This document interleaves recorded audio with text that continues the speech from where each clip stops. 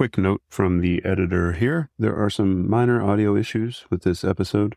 You might just hear some words get cut off early, nothing too bad. I do have some audio equipment on the way, so hopefully from now on the audio quality will be a lot better in general. Anyway, enjoy. Welcome to episode 7 of the Deficient Vegans Podcast. I'm the Muscle Deficient Vegan and Here with the awesome protein-deficient vegan. You want to say hi? Hi. Hi. So this week, we're going to talk about macronutrients. Okay, so the 3 macronutrients in nutrition are protein, carbohydrates, and fat. Those are the 3 macronutrients that make up our calories. So we're going to talk a little bit about each one of them. So first of all, we have protein. Protein is 4 calories per gram of protein. So what protein does for us is protein provides our body with amino acids. Amino acids are also known as the building blocks of muscle. You don't need to know too much about these right now, but basically they're used to build and maintain your muscle mass. Did you say amino acids? Amino acids. Oh, okay. So with amino acids, there are 9 essential amino acids. I'm not going to list them out. They're very chemically names. You're a chemical engineer. Do you know all of them? No. No. More on the engineer than the chemical side. Yeah. So basically your body, it doesn't do this literally, but you can think of it as a pool of amino acids that it pulls from throughout the day to feed your muscles. So the 9 essential amino acids you have to get from food. Your body can't make them on their own. So you'll hear people sometimes refer to, especially vegan proteins, as either a complete protein or not a complete protein. All that means is to be a complete protein, each of the essential amino acids have to meet a certain percentage threshold in the protein source. But as long as you're getting a diverse variety of protein sources throughout your day, this is probably not something you need to worry about, especially if you're eating calories at maintenance or at a surplus. If you're in a caloric deficit, you might want to think about it a little more, and you can usually just buffer it with like an EAA supplement. Okay, the next macronutrient is carbohydrates. There are also 4 calories per gram of carbohydrate, just like protein. Carbohydrates are interesting. They're not technically essential for your body. You can live without them because your body can make all the sugar and things that it needs to live. If you want to be a sad human. Right. So they are very helpful even if they aren't necessary. They provide you with a lot of energy. And joy. They add to the muscle glycogen stores, which essentially just means that your muscles store glucose and that helps you with exercise capacity.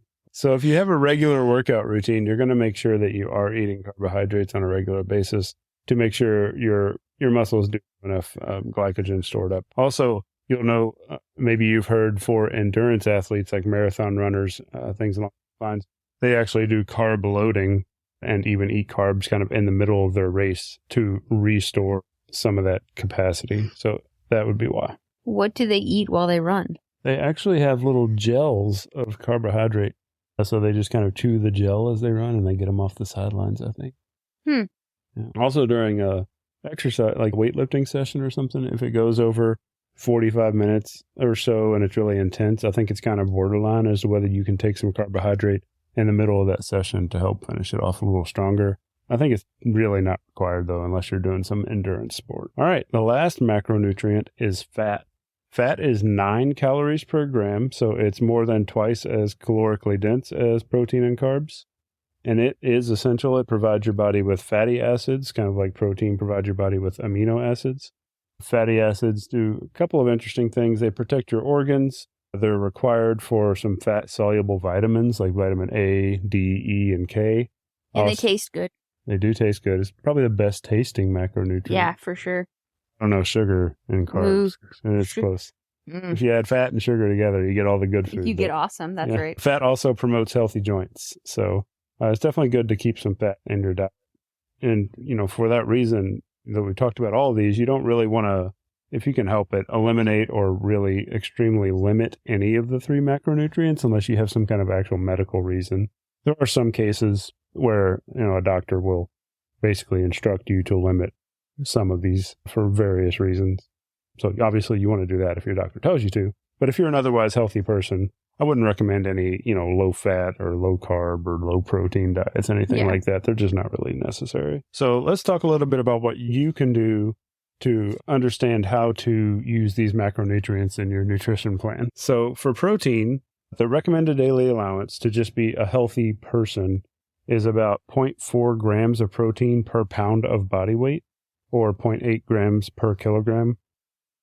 Now, that is just to basically survive, get enough protein that a human needs to do daily things and not get sick. And so your hair won't fall out. Is that a thing? Yeah, I think so. Oh. Yeah. If you don't have a lot of protein, like, I think your hair can fall out, your nails can get brittle. Yeah, I've heard the nails. Yeah. Interesting. So that's just to be a healthy human. But if we're doing resistance training, we want maybe to try to optimize our protein intake to help either not lose muscle mass if we're in a deficit, or make sure we're maintaining or gaining muscle mass if we're at maintenance or a surplus. So basically, to optimize muscle with protein, you want to try to target 0.8 to 1.2 grams of protein per pound of lean body mass, or 1.6 to 2.2 grams per kilogram. Lean body mass is just basically the muscle on your body, so it's not including your body fat percentage. You probably don't know your body fat percentage unless you've had like a DEXA scan or done some body fat calipers or something like that. Even those aren't super accurate. It's kind of hard to judge, but you can get a pretty decent estimate. So how do you get it if you have your fat percentage? If you have your body fat percentage, let's say you are 200 pounds of body weight and you think you're about 20% body fat. That means you're about 160 pounds of lean body mass, right? So you just subtract the body fat percentage from your total body weight. Is that true, though? Because what about your bones and your organs? Like, those count towards your muscle? That doesn't make sense. Yeah. Bones aren't muscle. Yeah, I mean, it's just an estimate. I don't know how much bones weigh. I don't know. They're not hollow like bird bones, so I feel like they probably Sure. weigh. How much do bones weigh? I feel like a Okay, skeleton Google, how weighs- much do human bones weigh? On the website homework.study.com, they say it only accounts for about 15% of a person's weight, as many of the bones are out there. Whoa. We have hollow bones. Okay, so update. Apparently, bones don't weigh that much. That's very disturbing. Yeah, but they do weigh something. Is it like 20 pounds of bones? Yeah, so you should take out the bones, too. I've never actually seen anything recommending to take out the bones. Anyway, I think that maybe this is derailed a little bit, but How much does hair weigh? I think These things can't count towards lean body mass. It's a scam, folks. It's a farce. We will not stand for this. So another update, your bones and your hair and your organs all count as part of your lean body mass. It is everything except for your body fat. And I disagree with this. But that is the way it is. Okay. So if you're at 160 pounds of lean body mass, you probably target to optimize, muscle, you target about 130 grams to 190 grams of protein per day. And if you target the low end of that, you're going to get about 95% of the benefit. There are some diminishing returns. So I think you should be perfectly comfortable just shooting for 130 grams there. And if you just want to hit the RDA, maybe you're just starting on protein and you're like, okay, how much do I need to just, stay healthy? You would probably target for 160 pounds of lean body mass, you'd probably target 60 to 80 grams of protein a day. One caveat here is that those numbers come from studies that do not target plant-based people, so it's just for omnivores. Due to things like bioavailability and, vegan protein sources generally having less amino acids and things along those lines, you may want to include a buffer of 10 to 15% additional protein over the numbers we talked about before. There are, new studies are coming out, and maybe this isn't necessary, but they do have a weaker amino acid profile, so it may be a good idea. So that means that if you have normally targeted 130 grams of protein per day, 160 pounds, maybe as a vegan, you target 150 grams of protein a day. Better stock up on your tofu, kids. Yeah, and seitan. And seitan. And TVP. Protein is also the most satiating macro, so it makes you feel the most full out of protein, fats, and carbohydrates. So the more protein you can eat, the less you'll be hungry throughout the day.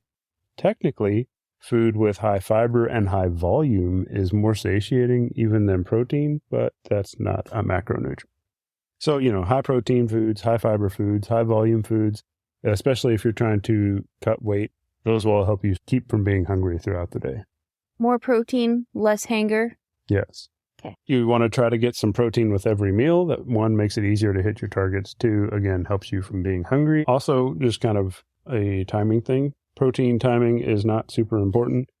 If you're going to be getting protein throughout the day anyway, you can maybe get an extra couple of percentage points of optimization if you try to get about 20 grams of protein every 3 to 4 hours.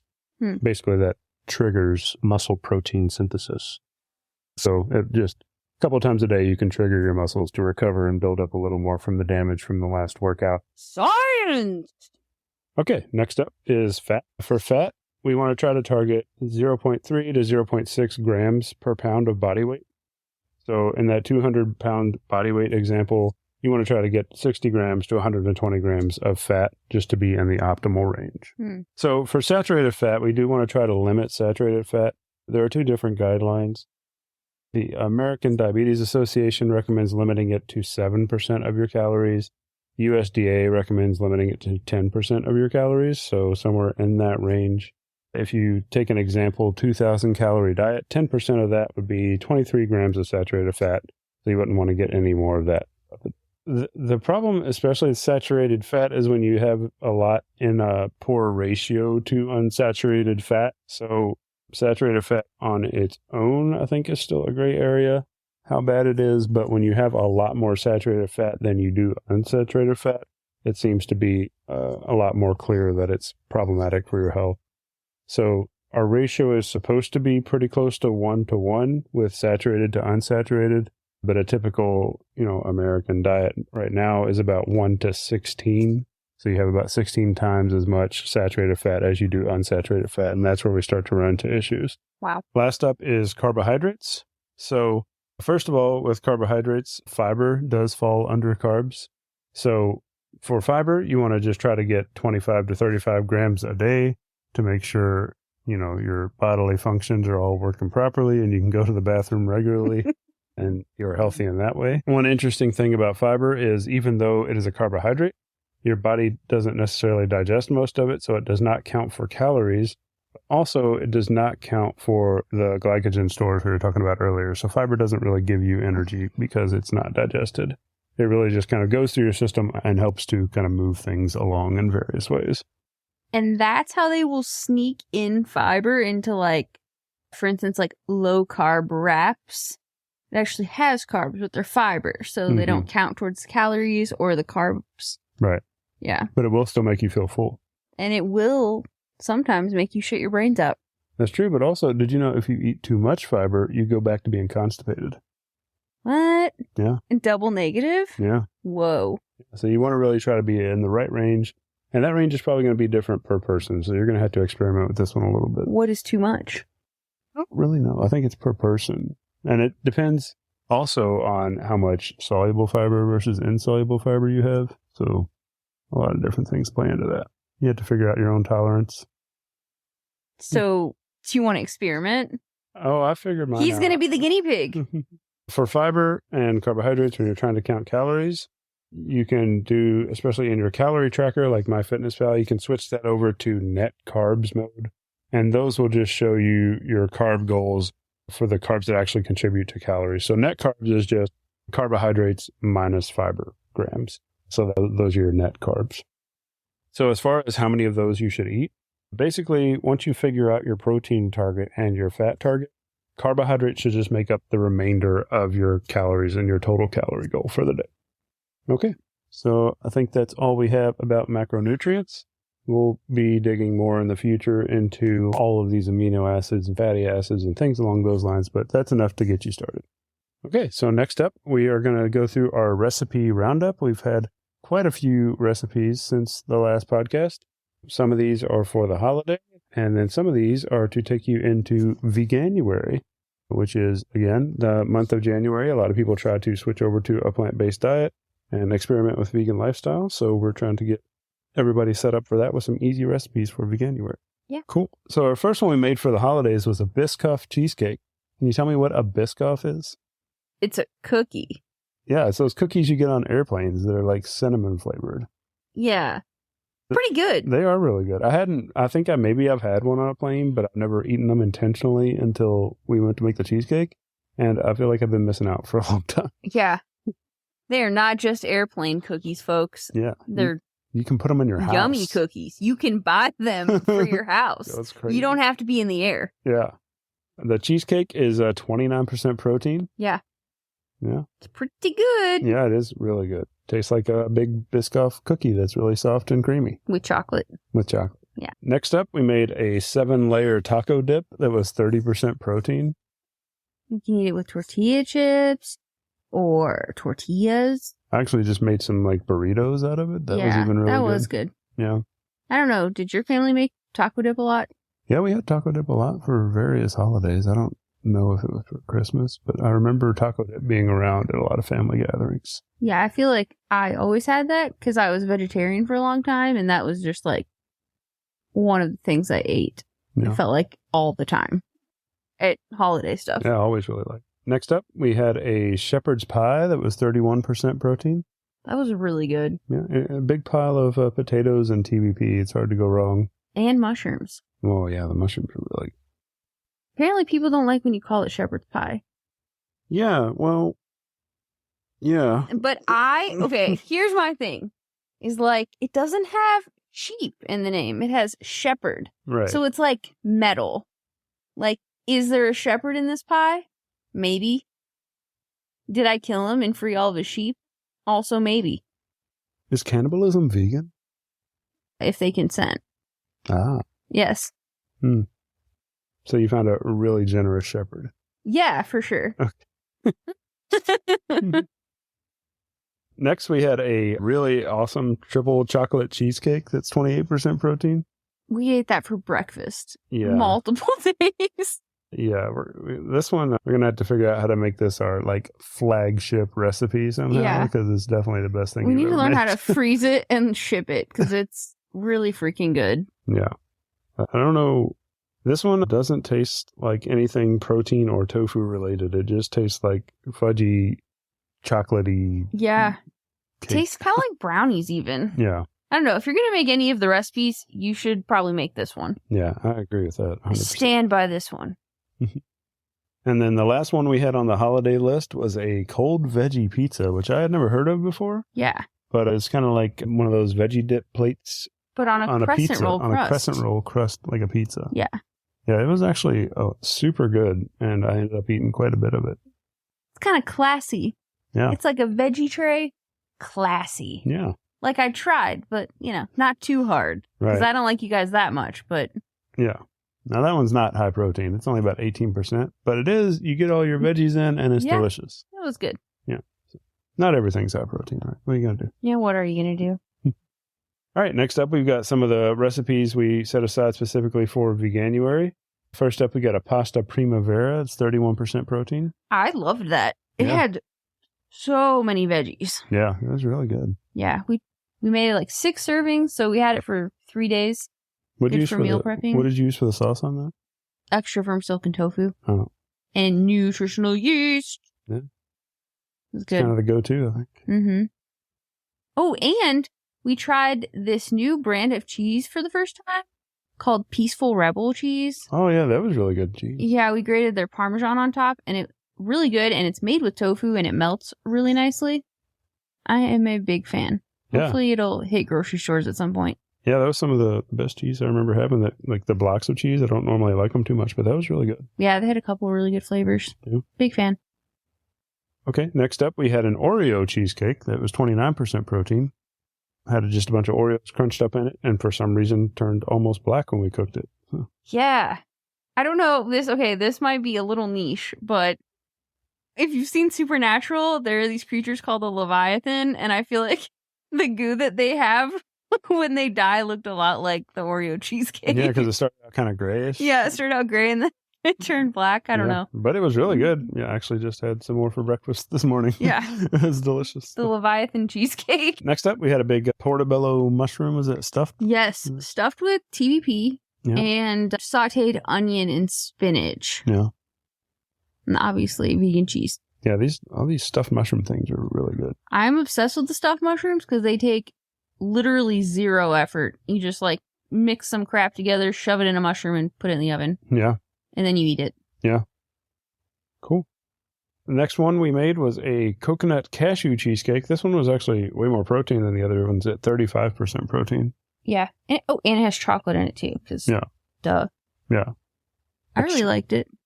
Yeah, I really liked it too. The coconut flavor came out really good. Yeah. Little coconut flakes and stuff. You do like coconut. And then last up, we had a vegan Philly cheesesteak. I love this. Yeah. So you're going to take extra firm tofu or like super firm tofu, and you're going to take a wide vegetable peeler and just peel it into the thinnest slices possible. Then you marinate that, and then you cook it in a pan. And it texturally is fantastic. Yeah, it's just kind of like shaved. Yeah. Yeah. It's really good. It's super good. It marinates.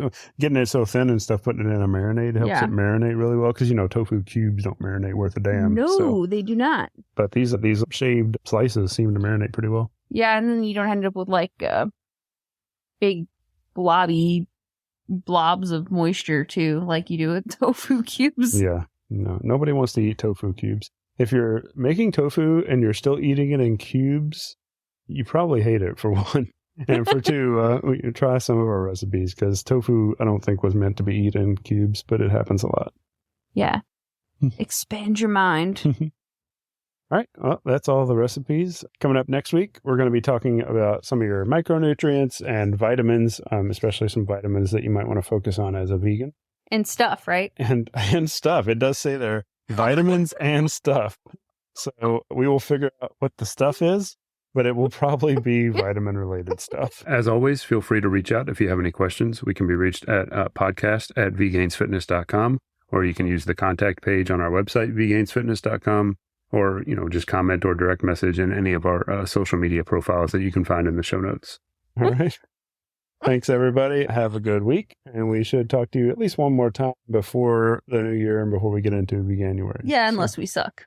So good luck with figuring out your macronutrient goals, and hopefully you can tie that into what you've already been doing with your calorie tracking and your calorie targets, and hopefully this will really set you up, hit the new year pretty strong. So, all right, you want to say bye?